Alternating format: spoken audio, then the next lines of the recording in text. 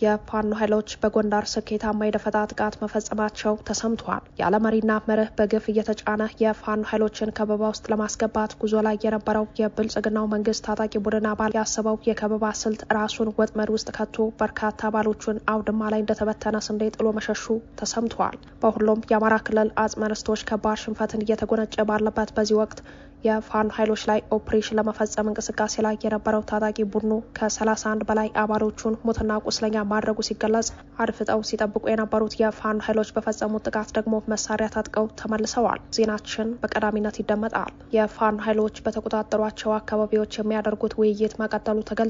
ላለፉት ዓመታት በአማራ ክልል እየተካሄደ ያለውና በፋኖ ኃይሎችና በጸረ ህዝቡ የብልጽግናው አገዛዝ መካከል የሚደረገው ጦርነት በፋኖ ኃይሎች የበላይነት በቀጠለበት በዚህ ወቅት ከብልጽግናው አገዛዝ ውጭ ያለው የአማራ ክልል ቀጠና ህዝቡ ተረጋግቶና ሰላሙን አግኝቶ የሚኖርበት እንደሆነ ጣና ሳተላይት ቴሌቪዥን ከተለያዩ የማህበረሰብ ክፍሎች በሰበሰበችው መረጃ ለማረጋገጥ ተችሏል። ሸዋ ጠቅላይ ግዛት አሳምነው እዝም ወቅታዊ ጉዳይን የተመለከተ መግለጫ ሰጥቷል። በዝርዝር አሰናድተነዋል፣ ወደ እናንተ ይደርሳል። የአማራ ክልል ብልጽግና መንግስት የማይጠገን ስብራት ገጥሞታል ተብሏል። አብይ አህመድ በአማራ ክልል እየደረሰበት ያለውን መንግስታዊ ውድቀት ለመጠገን የመዘዘው ካርድ መክሸፉ ሲገለጽ፣ በቁጥር ጥቂት የማይባሉ የብልጽግና ቡድን አመራሮቹ በቡድኑ አመኔታ በማጣታቸው ከስርዓቱ አፈንግጠው ለመውጣት እንቅስቃሴ ላይ ናቸውም ተብሏል። አብራችሁን ስትቆዩ የምትሰሙት ሌላኛው መረጃችን ነው።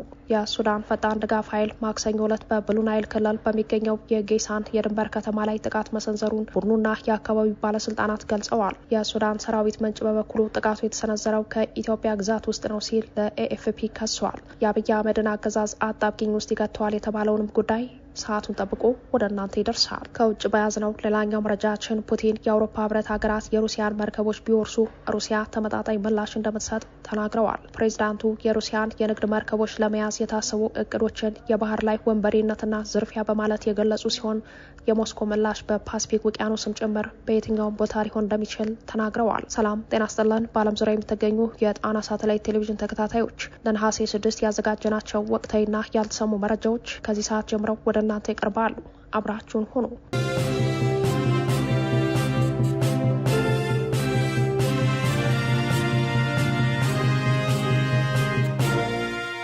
የፋኖ ኃይሎች በጎንደር ስኬታማ የደፈጣ ጥቃት መፈጸማቸው ተሰምቷል። ያለ መሪና መርህ በግፍ እየተጫነ የፋኖ ኃይሎችን ከበባ ውስጥ ለማስገባት ጉዞ ላይ የነበረው የብልጽግናው መንግስት ታጣቂ ቡድን አባል ያሰበው የከበባ ስልት ራሱን ወጥመድ ውስጥ ከቶት በርካታ አባሎቹን አውድማ ላይ እንደተበተነ ስንዴ ጥሎ መሸሹ ተሰምቷል። በሁሉም የአማራ ክልል አጽመ ርስቶች ከባድ ሽንፈትን እየተጎነጨ ባለበት በዚህ ወቅት የፋኖ ኃይሎች ላይ ኦፕሬሽን ለመፈጸም እንቅስቃሴ ላይ የነበረው ታጣቂ ቡድኑ ከ31 በላይ አባሎቹን ሞትና ቁስለኛ ማድረጉ ሲገለጽ፣ አድፍጠው ሲጠብቁ የነበሩት የፋኖ ኃይሎች በፈጸሙት ጥቃት ደግሞ መሳሪያ ታጥቀው ተመልሰዋል። የአብይ አህመድን ወንበር የማስጠበቅና የአማራን ህዝብ ረፍት የመንሳት ዓላማን አንግቦ ከላይ አርማጮ ወረዳ ቆላ ሮቢት ከተማ በመነሳት ጋና ዮሐንስ ቀበሌ ተጉዞ የፋኖ ኃይሎችን ለማጥቃት ቢሞክርም የአፋብን ጎንደር ጠቅላይ ግዛት እዝ 202ኛ ኮር በጌ ምድር ክፍለ ጦር የአይሸሽም ዮሐንስ ብርጌድ ቃኝ ሻለቃዎች በፈጸሙበት ጥቃት የወዳደቁ አባሎቹን ሳያነሳ ሞትና ቁስለኛውን ሳይሸከም መሸሹ ተገልጿል።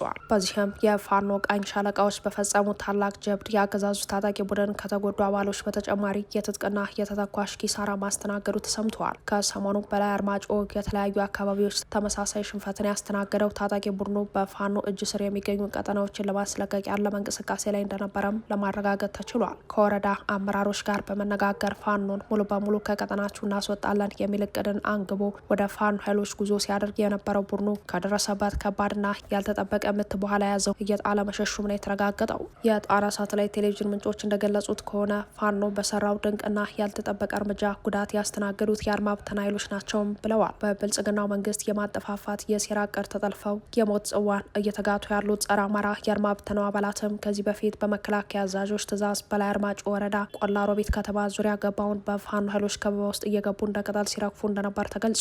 የአብይ አህመድ ወንበር ከሚነቃነቅ እኛ እየገባን እንለቅ አይነት የባርነት ብሂልን ይዘው የፋኖ ኃይሎች የጥይት ሲሳይ የሆኑ ያሉት የአድማ ብተና አባላቱ ጥቃት ሲፈጸምባቸው ኃይል እንዲጨመርላቸው ቢጠይቁም የተረፋችሁ ተመለሱ የሚል ምላሽ እንደተሰጣቸው ተገልጸዋል። በአገዛዙ ዘንድ ሞታቸውን ከትንኝ የማይቆጥርላቸው ትንኞቹ ራሱን መከላከያ ብሎ የሚጠራው ቡድን የጥይት ማብረጃ እያደረጋቸው እንደሆነም ነው የተገለጸው። በጎንደርና አካባቢው ከሚደርስባቸው ከባድ ምት በተጨማሪ በወሎ በሸዋና በጎጃም ተመሳሳይ ጥቃትን እያስተናገዱ ያሉት እኒሁ የአብይ አህመድ የዙፋን ባርማኖች በቁጥር እየተመናመኑ መሆኑ ተገልጸዋል። ከእነዚሁ የጥይት ራት ኃይሎች መካከል የአገዛዙ አደገኛ ሴራ የገባቸው በርካቶች ወደ ፋኖ እየተቀላቀሉ ሲሆን ፋኖም ወንድማዊ አቀባበል በማድረግ ተገቢውን የተሃድሶ ስልጠና እንደሚሰጣቸው ተገልጸዋል። የመከላከያ ኃይሉ ደፍሮ የማይነካውን በፋኖ እጅ ያለ ቀጠና አስለቀቁ ተብለው ወደ ሰዓት የሚጣሉት ታጣቂዎቹ ለእኛም ስጋት ትሆናላችሁ በሚል የቡድን መሳሪያ እንዳይታጠቁ መደረጋቸውንም ምንጮቻችን ጨምረው ገልጸዋል።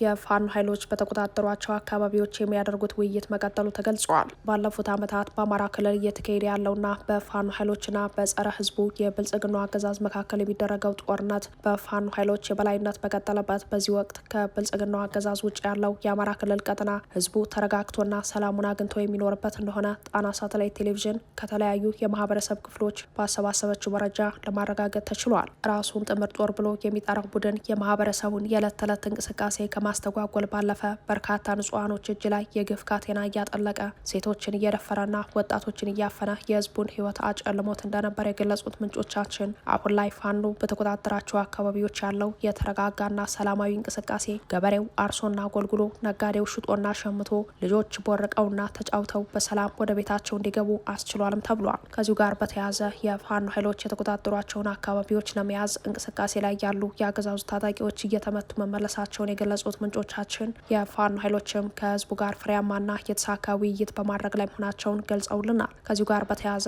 በፋኖ ኃይሎች እጅ ስር በሚገኘው ደላንታ ወረዳ የምኒልክ ዕዝ አመራሮች ከባጃጅ ማህበራት ጋር ስኬታማ ውይይት ማድረጋቸውን የእዙ ህዝብ ግንኙነት መምሪያ አስታውቋል። በዚህ ውይይት ላይ አሁናዊ የአማራ ፋኖ ትግል ምን ይመስላል በሚልና በሌሎች አጀንዳዎች ውይይት የተደረገ ሲሆን ማህበሩም ለተሰጣቸው ግልጽ ማብራሪያ አመስግነው ይህን የአማራ ህዝብ የህልውና ትግል በማንኛውም መንገድ ለመደገፍ ዝግጁነታቸውን ገልጸዋል ተብሏል። በዚህም የምኒልክ ዕዝ ጽህፈት ቤት ኃላፊ አርበኛ አለምነው መብራቱ፣ የምኒልክ ዕዝ የፋይናንስ ኃላፊ አርበኛ ንጉስ አዳነ፣ የምኒልክ ዕዝ ህዝብ አስተዳደር መምሪያ አርበኛ በበቀዮ፣ የምኒልክ ዕዝ ሀብት አፈላላጊ አርበኛ ምኒልክ ፋንታውንና ሌሎች አመራሮች በተገኙበት ተካሂዷል ሲል ነው ህዝብ ግንኙነት መምሪያው ያስታወቀው። ይህ በእንዲህ እንዳለ እዙ ለደላንታ ወረዳ አጎራባች በሆነው ዳውንት ወረዳ ህዝብን የሚያመሰግን ስራ እየሰራ መሆኑ ተገልጿል። የብልጽግናው መንግስት ከሚያደርስበት በደል፣ እንግልትና ግፍ ነጻ ወጥቶ በልጆቹ እየተዳደረ ያለው የወረዳው ህዝብ ለፋኖ ኃይሎች ደጀን ሆኖ ለመቀጠልም ቁርጠኛ መሆኑ ተጠቁሟል። ከምኒልክ ዕዝ በተጨማሪ ሌሎች እዞችም ተመሳሳይ ተግባር ላይ መሆናቸው የሚታወቅ ሲሆን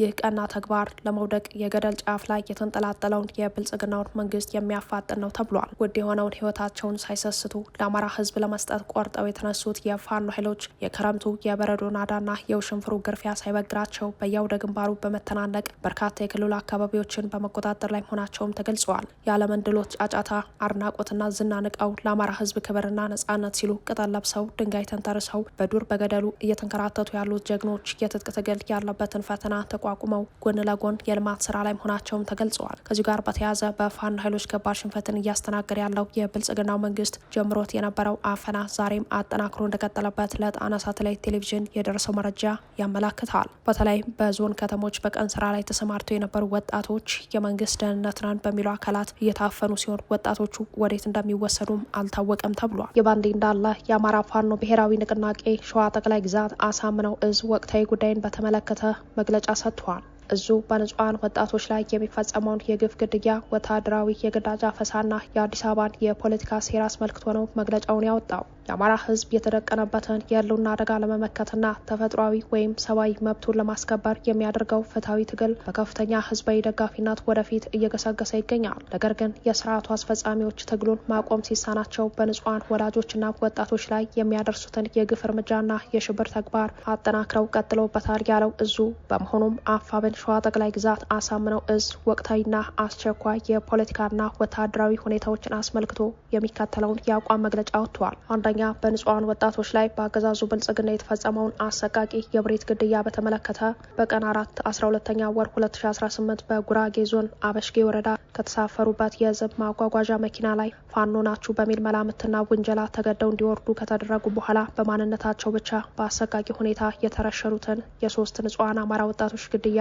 እዛችን በጽኑ ያወግዛል። አንደኛ ወጣት ተመስገን ጌታቸው፣ ወጣት ይታገሱ አሰግደው፣ ወጣት ግዛው ግርማ። ፋኖነት የአማራ ህዝብ የታሪካዊ እሴቱ የጀግንነቱና የህልውናው መገለጫ እንጂ ንጹሃን ዜጎች ያለ ህግ አሰራር የሚያስገድል ወንጀል ወይም ኮድ አይደለም። በህዝብ ማጓጓዣ ላይ የሚጓዙ ንጹሃን ዜጎችን በማንነታቸው ብቻ ተለይቶ መረሸን የስርዓቱን አረመኔነትና የሞራል ውድቀት ወይም መፍረስን የሚያሳይ ግልጽ የጦር ወንጀል ነው። ሁለተኛ የግዳጅ ወታደራዊ አፈሳና የከተሞች ወታደራዊ ከበባን አስመልክቶ በአሁኑ ወቅት በሸዋ ጠቅላይ ግዛት ሁሉም ከተሞች ማለትም በአዲስ አበባ፣ በናዝሬት፣ በደብረ ዘይት፣ ደብረ ብርሃንን ጨምሮ በሁሉም አውራጃዎች ስር ባሉ ወረዳዎች የአረመኔ ስርዓት ሰፊ ወታደራዊ የግዳጅ አፈሳ ጀምረዋል። ወጣቶችን ከመንገድ ከስራ ቦታና ከሙያ መስካቸው እያፈሰ የአማራን ህዝብ እየጨፈጨፈ ያለ ጸረ ህዝብና ጸረ አንድነት የሆነው አገዛዝ በግዳጅ ከተሸናፊነት ለማያድነው ጉዞ ወጣቶችን ወደ ጦርነት ማግዶ በመክተት ላይ ይገኛል።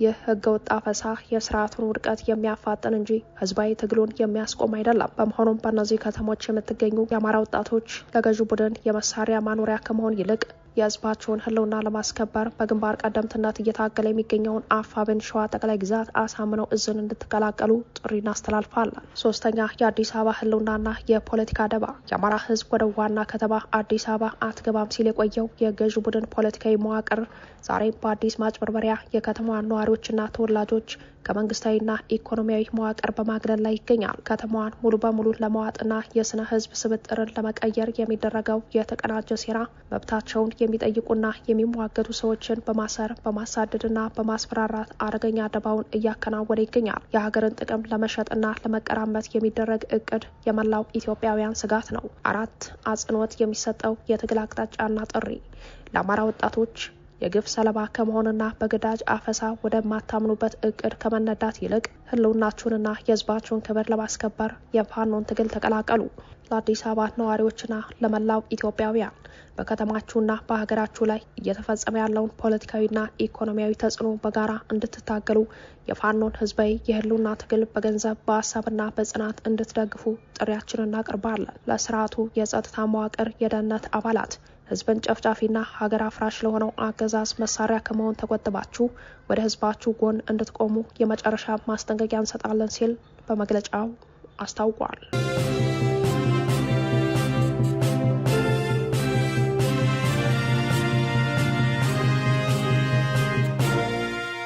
የአማራ ክልል ብልጽግና መንግስት የማይጠገን ስብራት ገጥሞታል ተብሏል። አብይ አህመድ በአማራ ክልል እየደረሰበት ያለውን መንግስታዊ ውድቀት ለመጠገን የመዘዘው ካርድ መክሸፉ ሲገለጽ በቁጥር ጥቂት የማይባሉ የብልጽግና ቡድን አመራሮች በቡድኑ አመኔታ በማጣታቸው ከስርዓቱ አፈንግጠው ለመውጣት እንቅስቃሴ ላይ ናቸውም ተብሏል። የብልጽግናው መንግስት ቀጣይነት ያጠራጠራቸውና የውድቀት አፋፍ ላይ መሆኑ የገባቸው እነዚህ አፈንጋጭ የብልጽግናው መዋቅር ሰዎች በአረጋ ከበደ የሚሰጡ ትዕዛዛትን አንፈጽምም እስከ ማለት ድረስ መድረሳቸውን ነው የደረሰን መረጃ የሚያመላክተው። የፌዴራል መንግስቱ አወረደው በተባለው ትዕዛዝ መሰረት ፋኖን የሚያጠለሹ ንግግሮች እንዲሁም ፋኖን ከህዝብ የሚነጥሉ ፕሮፓጋንዳዎችን ህዝብ በመሰብሰብ እንዲያስተጋቡ ትዕዛዝ የተሰጣቸው የአማራ ክልሉ ብልጽግና ፓርቲ የወረዳ አመራሮች መንግስት እሳት ላይ ጥዶን እየሸሸ በእኛ ሞት የሚደልብ ብልጽግና አንፈልግም እስከ ማለት መድረሳቸውም ተሰምተዋል። ሲያስተዳድሩት የነበሩትን ወረዳ በሚገጥመው ሽንፈት ጥምር ጦሩ ጥሎ ሲወጣ የሞት አፋፍ ላይ የሆኑ የሚያመልጡት የወረዳው የብልጽግና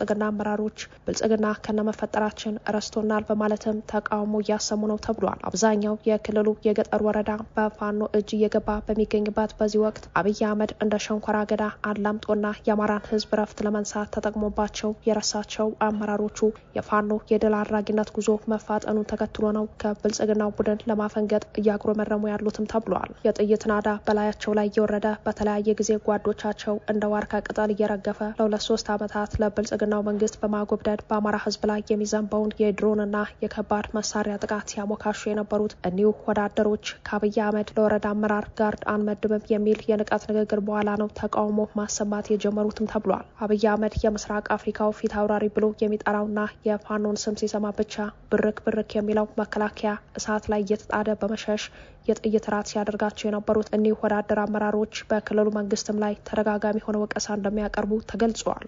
ከየወረዳው የተውጣጣ ቅሬታ አቅራቢ ቡድን ወደ ባህር ዳር በመሄድ ከናረጋ ከበደ ጋር ሲወያይ እንደነበር የገለጹልን የውስጥ ምንጮቻችን ችግሩ የክልሉን የብልጽግና ቡድን ዳግም እንዳያገግም አድርጎ እየሰባበረው መሆኑም ነው የተመላከተው። በአማራ ክልል ስልጣን መልቀቅ አይቻልም የሚል ሕግ እስኪወጣባቸው ድረስ ከቡድኑ ለመነጠል ጥረት ሲያደርጉ ነበር የተባሉ አመራሮቹ አሁን ላይ ይፋ የሆነን ተቃውሞ ወደ ማሰማትና ስብሰባዎችን ጥሎ እስከ መውጣት መድረሳቸው በራሳቸው ህዝብ ላይ የዘመተን ሰራዊት የገበሬ በሬ እየቀሙ ሲቀልቡ የከረሙት ወዳደሮቹ የፋኖ ኃይሎችን የህይወት ዋስትና ስጡን በሚል እየደወሉ እንደሚማጸኑም ተሰምተዋል። በማይጠገን ስብራት ላይ የሚገኘው የክልሉ የብልጽግና ቡድን በፋኖ ኃይሎች የሚያስተዳድሩት ወረዳ በሽንፈት የተባረሩና በዞንና በክልል ከተሞች ተከማችተው የሚገኙትን የወረዳ አመራሮች የቀን ወጪና አበል መክፈል ማቆሙም ሌላኛው ለአመራሮቹ ከብልጽግናው መንግስት ለማፈግፈግ ምክንያት ሆኗቸዋል ተብሏል። ባለመተማመን ላይ የተመሰረተው የብልጽግናው መንግስት የጀመረው ውይይት ካልተፈታና ያስቀመጠው አቅጣጫ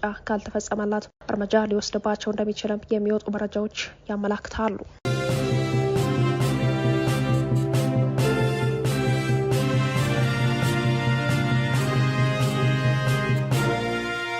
የኢትዮጵያ መንግስት የተከሰሰበት የድሮን ጥቃት በሱዳን መፈጸሙ ተገልጿል።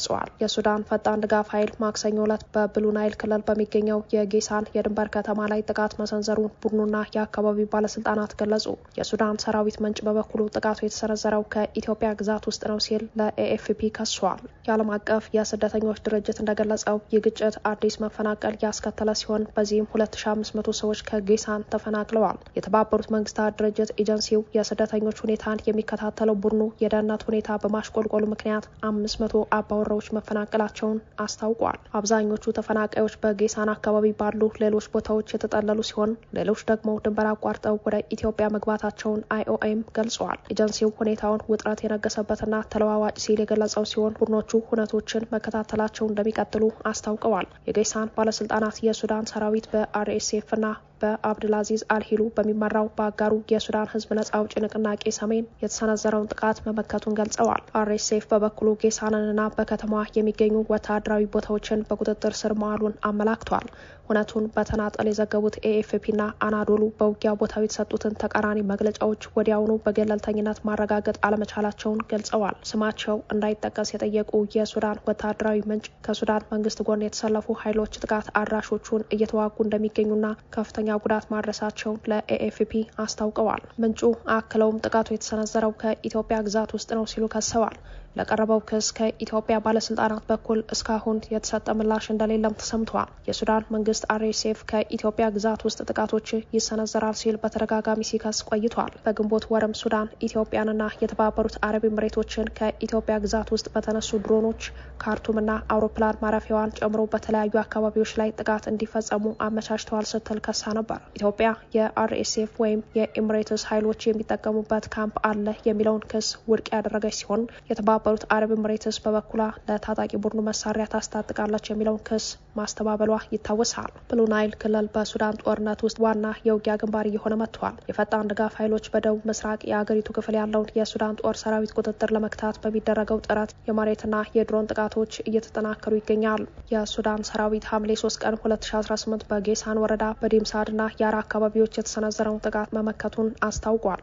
የሱዳን ጦር ሰራዊት አብዛኛውን የብሉ ናይል ክልል የሚቆጣጠር ሲሆን የሱዳን ህዝብ ነጻ አውጪ ንቅናቄ ሰሜን ደግሞ ለደቡብ ኮርዶፋንና ለብሉ ናይል ሰፊ ራስን የማስተዳደር መብት እንዲኖር እንደ አውሮፓውያን አቆጣጠር ከ2011 ጀምሮ ከሱዳን መንግስት ጋር ሲዋጋ ቆይቷል። አርኤስኤፍና የሱዳን ሰራዊት ከሚያዝያ 2015 ዓ.ም ጀምሮ ታጣቂ ቡድኑን ወደ ብሔራዊ ሰራዊቱ ለመቀላቀል በቀረበው እቅድ ምክንያት ውጊያ ላይ ይገኛሉ። የእርዳታ ድርጅቶች እንደሚሉት ከሆነ ይህ ግጭት በ10 ሺዎች የሚጠጉ ሰዎችን ህይወት እየቀጠፈና 13 ሚሊዮን ያክል ሰዎችን ያፈናቀለ ነው። በኢትዮጵያና በሱዳን ድንበር አቅራቢያ የተከሰተው አዲሱ ውጥረት የተሰማው በሰፊው ቀጠና ውስጥ አዲስ አለመረጋጋት በታየበት ወቅት ነው።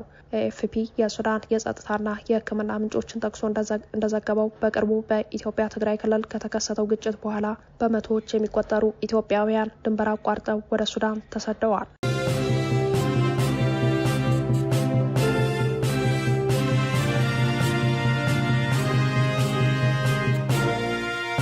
ከውጭ ፑቲን የአውሮፓ ህብረት ሀገራት የሩሲያን መርከቦች ቢወርሱ ሩሲያ ተመጣጣኝ ምላሽ እንደምትሰጥ ተናገሩ።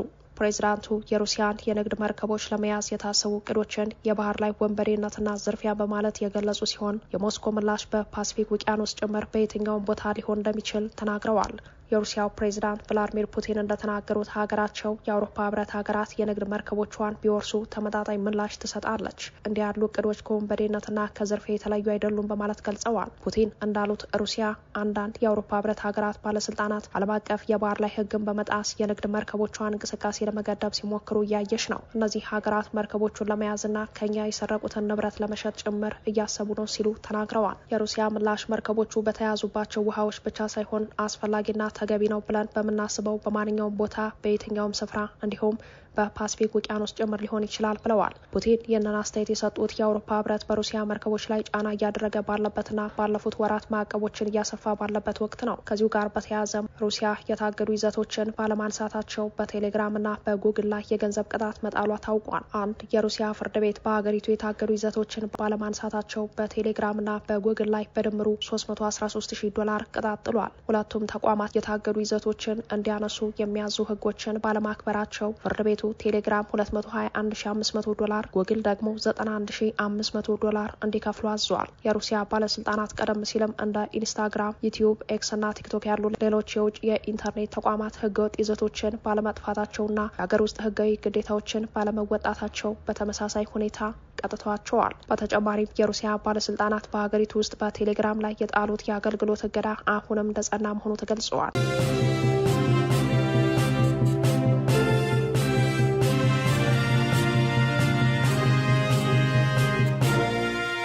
ከጣና ሳተላይት ቴሌቪዥን የዛሬ ዜናችን በዚያ በቃ። ሰብስክራይብ፣ ላይክ፣ ሼር በማድረግ የቻናላችን ቤተሰብ ይሁኑ። አብራችሁን ስለነበራችሁ እናመሰግናለን። ጤና ይስጥልን።